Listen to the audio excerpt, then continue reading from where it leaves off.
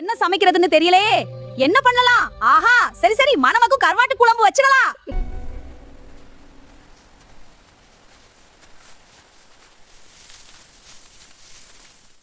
நம்ம தோட்டத்திலேயே நிறைய காய்கறி இருக்கு. புது தக்காளி, மிளகாய் எல்லாம் நல்லா வளர்ந்துருக்கு.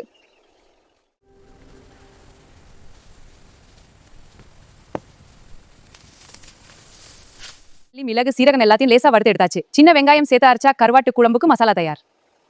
பாருங்க, இப்படிதான் நல்லா அரைஞ்சு மசாலா ரெடி ஆகும்.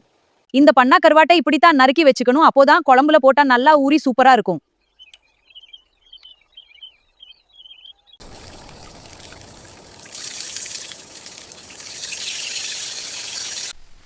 இப்போ நறுக்கிய தக்காளியை போட்டு நல்லா வதக்கிக்கணும். அப்புறம் நாம அரைச்சு வச்ச மசாலாவை சேர்த்து கொஞ்சம் தண்ணி ஊத்தி நல்லா கிண்டி விடணும். பண்ணா கருவாடு போட்டுக்கலாம்.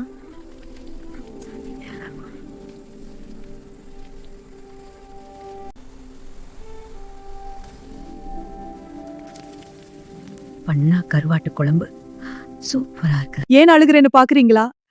நீங்கள் இன்னும் லைக் பண்ணல, சப்ஸ்கிரைபும் பண்ணல. பண்ணுங்க கண்ணுங்களா.